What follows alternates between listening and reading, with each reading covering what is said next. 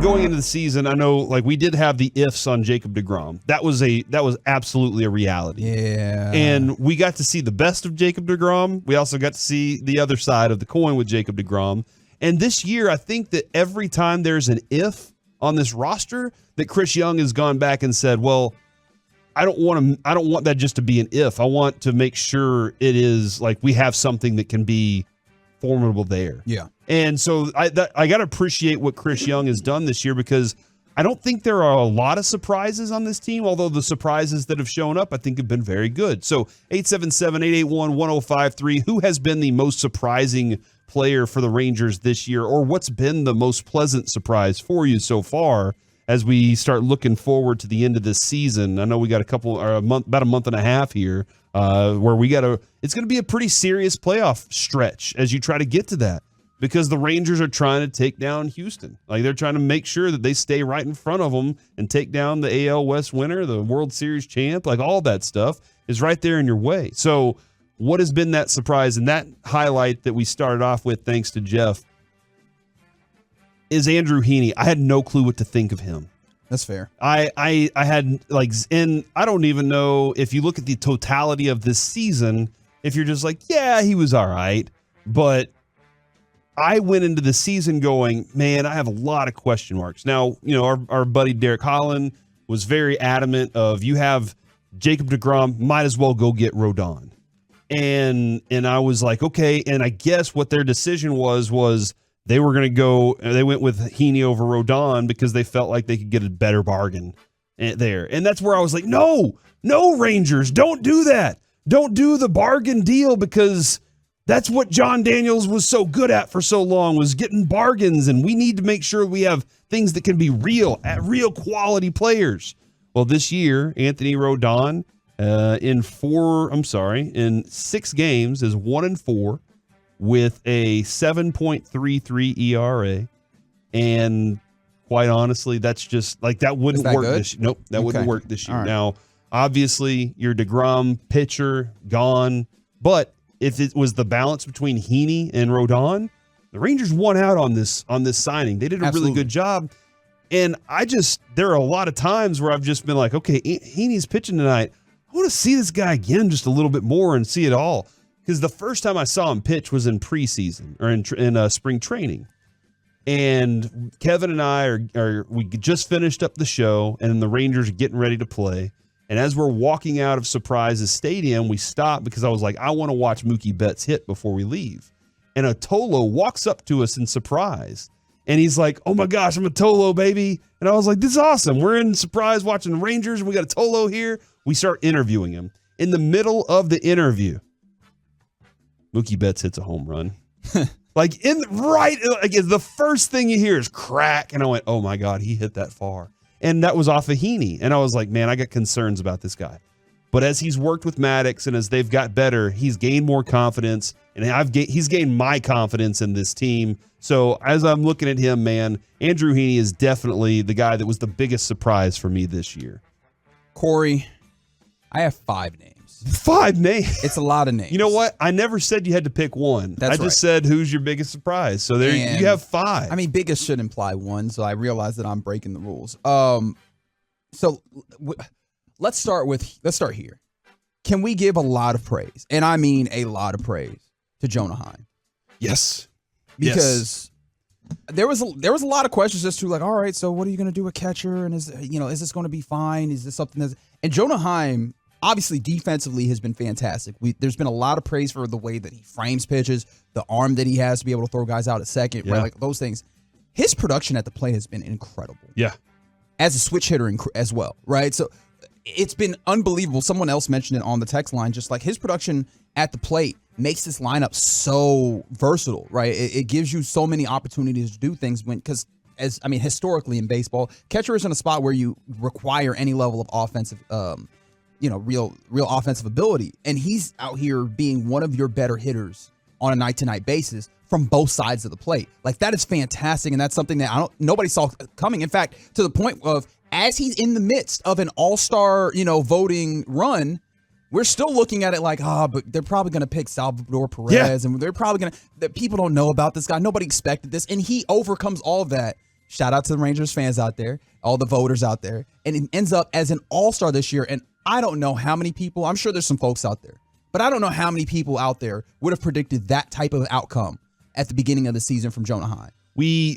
Jose Trevino was one of the guys that we were really sad that we had to trade away, and the Rangers had to make that decision to trade him away. And one of the great things about Trevino was the dude was really good at framing. And I think the way that Jonah Heim's been receiving and the comfort that the pitchers have with him, I do wonder how much of it is Jonah and how much of his relationship with Bochy has helped too, because as a Bochy was a great catcher, and he sees the game that way. But they just talk of Jonah as such a calm presence, and the pitchers trust him a lot. So that's one. That's one. How about this one? Josh Young. Young. And it's funny because Josh Young, he was a rookie that we all anticipated he's going to, hold on to that third base spot. Offensively, one of the things that I continually come back to, there was a point early in the season where you had some injuries. I know Mitch Garver, went down. Corey Seager went down. And those were some of the guys that you anticipated giving you offense. There was points where you looked around and you're like, who's going to give us offense? And Josh Young, as a rookie, continually was that guy to be a stable, steady bat in your lineup. As a rookie, holding down a very important position at third base. And he's been fantastic on the field. It really does feel like for, in every series at the very least, and that feels like being really conservative on this, every series you see Josh Young show you something defensively that makes you go, oh my goodness, wow, what a play, right? And that I don't think that was something that anybody really anticipated, that the defensive part of this, because the defense behind these pitchers has been really solid over the course of this season. And some of that is Josh Young at third base. No, he has looked every bit of an all-star third baseman. When you would expect hard plays to be difficult for people, he makes them look like they're supposed to and makes the good play. Whenever it's an easy play, it makes it look like an easy play. He had a moment early in the season where you're kind of like, oh no, but I think he's learned on the fly a lot. He's also one of those guys, Reggie, that he goes out and puts in the work. He goes out there and he is a dude that will be out there after, out there before, and he's trying to get better. And that's something we always admired about him. But just to see that all that work paying off. And I know we're, hoping that he can get back out there as playoffs come around. From the 682, I want to hit this real quick. Section 133. That's their biggest surprise. Shout out to Section 133. That's fair. Yeah, I think for the next game, I think it was September 15th or 18th or something like that, they filled up the section already. And so now they're trying to fill up Section 131 in addition to it. Oh, just keep going. And then eventually the whole stadium will be... Just be rocking along and having a lot of fun, man. That's what it's all about. All right, get back at it, Reggie. Will Smith. Will Smith was like a closer. As the closer or just in general? As the closer. Because, he's been a closer in the past on really good teams. But I know for me personally, Will Smith was a guy that the Braves let go. I think he had pitched for the Astros before. They let him go. And it wasn't like they were too, or at least the fan bases were too sorry to see him go.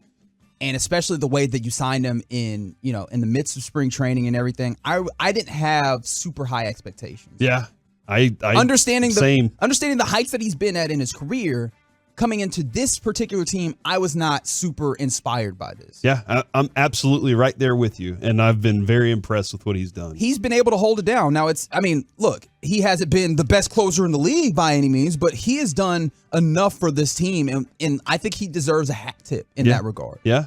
All right. Oh, that's three. You've gotten three.